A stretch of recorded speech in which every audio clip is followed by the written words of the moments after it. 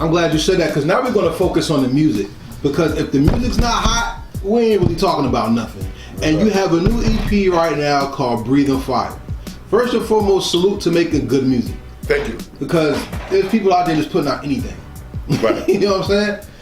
I want to go through the actual project, because shout out to my partner BQ, because he always gets on me about making these heritage hip hop playlists. You know Right. And playlist number 4 is out right now to everybody, so you can go to the heritagehiphop.com right now. And track number 2 on the playlist is Breathin Fire. Yo. The title track.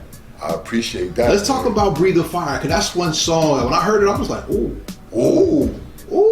somebody coming out with a vengeance right now. Tell me, what was Breathin Fire about, and why you had to state your name again, first track on the EP, like that? Like, what was that? My whole thing was, I was promoting Breathin Fire, and it's like, are you really breathing fire? Are you really fired now? Are you fired of today? Because there's a lot of cats out here spitting it. So I'm like, yeah, I believe in me. Yeah, I got that heat. And I'm listening to other people's music, not down nobody else's, but I'm all about me right now. It's like, yeah, I got that fire. Let me title that track. But when I heard the track, first of all, that's not the original track. What? Wait. So it was a different beat? Let's back it up. Yeah, talk to me. Okay. Breathin Fire, the EP, E Diggs was doing the production. So the first track I got for the title track, Breathin Fire, was the title track. I did the song, it was just a little slower, different delivery. I was like, yeah, it was fire, but when I heard he shot me another track, and I was like, whoa, towards the end of the album, or the EP, towards the end, he shot me another track, and I was like, yo, I need this. Immediately, I needed it. I was like, no, this is it. This is the title track. They was like, yeah, but we got the title. Scratch that. I'm going to the lab, I'm gonna do it over. I'm gonna put the kit it up, I'm gonna put the new delivery. The lyrics is already done. Once I put the delivery on that track, I felt it in my bones, like that was a chill. I was like, that's it. Like, it just came to me like that, like that's it. Now I already had No Sauce, but I had Breathin Fire, but when I heard the track, I said, why you ain't give me this in the beginning? Right.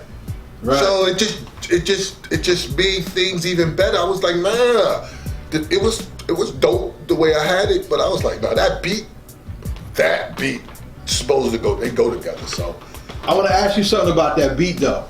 Did you use the voices in the background to tempo yourself, or was you just flowing over everything? No, I did the whole delivery over. See, that the first song was slower. It was actually slower than the Breathin Fire. But once I heard the beat and I did No Sauce, I was like, whoa, yeah. I gotta come with it, because the lyrics is there. So it's basically that delivery. The kill everything was the delivery and how I jumped on that and the vibe I got from the beat. Then going and recording the song like it was a new song, and then trashing the other one like, man, get this out of here. We gonna go with this one. This is the title track, second single, boom. I like the fact that in the beat, the bells and the voices help mark your flow. And what I mean by that is, spit the hook for me. I breathe fire. The devil is a liar. I said I breathe fire. I turned the devil into a liar. The devil is a liar. I'm the new Kanye breathing through the wire. Yeah. I need fire. You need fire. The devil's a liar. You know what I'm saying? It's time to take the bars kind of higher. Yeah. You know, so I said I breathe fire. I'm the new Kanye through the wire. So what I'm saying, I'm like the old Kanye. If you know how he got on, and you know that all that happened, it's like I'm the new Kanye through the wire. Like Kanye really wasn't even supposed to come out. Like they was holding him. So I kind of like took that and ran with. Then I set the bars kind of higher, because every bar, I make sure I do give you every bar through the song, through a 16. I'm not, no fillers. Bar, till it's over. So, bar. See, the thing about fire is something that you use to perfect something. So when you came out with Breathin Fire, I'm like, all right, he's spitting. But then when you get to the track, it's more than him spitting. Fire is like you taking the bullshit out and letting everybody know this is serious right here. Right. So as the title track, it came on real high. You know what I'm saying? Second single coming out. I actually filmed that next week. But yeah, I didn't want to do that video first because I'm like, let's do this and then we'll do Breathin Fire the second, just to give it a more revision. Or revive it, like, ooh, niggas like, ooh, give you that ill face. You know when you make that face like, ew, like that's nasty. That's what I felt on it, and that's the vibe that I want to give to people. But yeah, man, I'm about those lyrics and that delivery. And beats is important too. You gotta pick that right beat. Like I ain't had no problem trashing that other beat. Now it was hot, but I trashed it. I want to hear it, but since it's not on the project, we're gonna slide that to the right. Yeah. I know another time. Another time. But Breathin Fire actually set the standard for what I believe the EP was going to be. But then it changed, you know what I'm saying? And I don't want to go through every song because we want everybody to go out there and listen to it for themselves. Make sure everybody out here watching this Heritage Hip Hop right here or listening to it that you support Nocturnal by checking out Breathin Fire, all streaming media. We'll come back to that in a minute. Let's talk about the first visual, No Sauce. Right. Now, No Sauce shows me the depth of Nocturnal because you're not just putting out music. You actually have something where you highlight police harassment. Right. And it's about, the video seems to be about pride because you're like, yo, you just can't do anything to anybody, nothing's going to happen to you. What was the purpose of the No Sauce song before the visual came out? This No Sauce song was to show the fans and the people who support Nocturnal that not only I'm gonna put the energy where it's supposed to be, but it's a concept record. People are not doing concept records with lyricism. So I wanted to show my abilities by doing a concept record talking about all the different sauces, but actually in a lyrical form, meaning totally different. Meaning no sauce, meaning you don't want no problems. So my whole thing about that was it was like a double metaphor. You know, the whole song was like a double metaphor with a lot of energy, and I didn't see that today. I don't see that today. So I'm going by what I'm looking at, what videos I'm looking at. I'm like, I don't see nobody doing what I'm doing. So I'm gonna push the envelope a little bit more.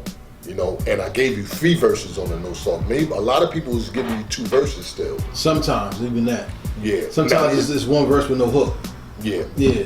I'm giving you, took it back to 3 verses. You jam into the song, you don't even realize you listen to 3 verses. You know what I mean? But each verse was I put in my best work. You know, I put my best foot forward, I put my best pen. You know, I used telekinesis on the pen. I didn't even pick up the pen, I just moved it. It just was moving. So, No Sauce was a concept song, but the visual came about because I wanted to give the police a warning. Over all the actions going on in the city right now. Yeah, I wanted to give the people a warning, like, you know what I mean? Because I feel a certain way, a way about this whole thing, and you know, my opinion, I'm strongly opinionated, but I'm not with the begging anymore. I don't have to beg for human rights. As a black man, I'm done with begging. I'm done with marching. I'm done with a lot of stuff in this country, you know what I'm saying? And I feel as though as a black man and as a king at my table, by the way, that person in that video was my son. In the video with the I Can't Breathe shirt on? Exactly, that was my son. Salute to the son. Man. So I was my son's first acting premiere. You know, that was my son and my man who played the cop. But we wanted to give the people something epic. And once I had the No Sauce, I was like, nah, this is it right here. Because that came to me in a vision, like, if the cops was to mess with my son, then what would, if that was my kid, if Trayvon was my son, if these people was my family, then it wouldn't be no talking. You're the second artist I ever heard actually talk about that. And shout out to the other one. I don't want to drop him because I want to promote his album. I want to stay on yours. But I've been asking people, what is the song hip hop has not said yet that you want to hear? And me personally, we don't hear enough about men of color taking care of their sons of color in hip hop enough. I've heard T.I. and Jadakiss talk about their sons going to college now. I hear about Sean Combs talking about, shout out to Diddy, he talks about his son going to play football and got a scholarship. And people didn't want his son to get a scholarship because Diddy has money. Right. Now you're talking about, as a father, what it means to see your son in a predicament of harm and how you protect your baby. Right. Why do you think those messages are most important now in today's form of hip hop, and why it's not also being put out there so everybody can hear that song? It's two reasons. It's the consciousness of the artist, how conscious the artist is. Not only politically consciousness, but just if he had a father in his life, or a parent, or some type of father figure in his life, a mentor in his life.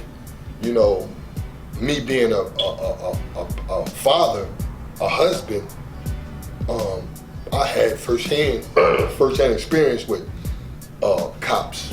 You know, I fought police on several occasions. I've been stopped. You know, I'm in Brick City, so this is the normal. You go to Bloomfield, you're gonna get stopped. You do anything, even if you're not a criminal, you're gonna get stopped, and you have to abide by and by their regulations. But at the same time, my son, I have to have a conversation with my son and my kids. What do you do when you get stopped? Or y'all coming back from football practice and the police pull y'all over because it's 5 of y'all. Or you came from a friend's house and y'all get pulled over or whatever. How do you react? You know, and are you respectable? Are you respectful? I don't need you saying a lot of stuff. I need you to, you know, give him that protocol, give him that one-on-one so he can have an understanding, so I won't lose my son and I can understand his truth. So nobody gonna tell me what my son did before I get to hold to him, and he gonna tell me the truth. And then we're gonna take it from there. I don't want your story, or because right now they doing anything they want to us. Yeah, I see we have more uptake on police planting drugs, and that's been in hip hop since the 80s. People have talked about that. We have an uptick on people, police officers bringing physical harm or choking people.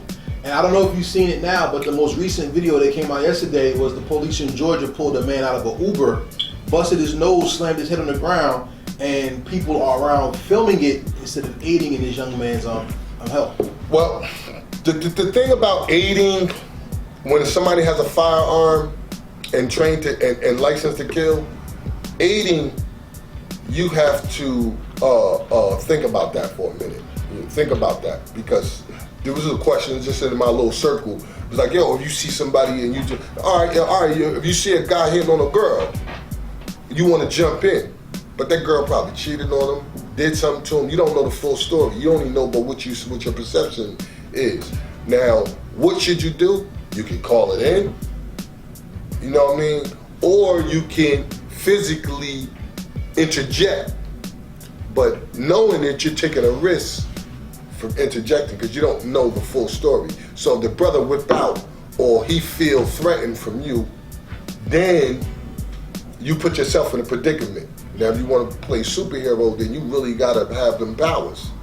Right. So if I see a woman getting beat and to an extent, not just a hit, but getting beat, I'm getting in there. And I'm gonna do what I need to do, whether I get hit, stabbed, whatever. I'm gonna physically stop that, because I would want somebody to do that to my mother. I would want somebody to do that to my sister, or my sisters, my wife, or anybody, for that matter. Now, I wouldn't want somebody to interject before it's too late, you know what I'm saying? Or anything can happen. But you have to be cautious. So that's on a personal level, like to each his own. Everybody who want to interject can't interject. Everybody who want to be a superhero can't. And if you interject, you got to be ready for that sauce. You better have that sauce. You better have some Franks or something. Cause cats ain't playing no more. You know the streets.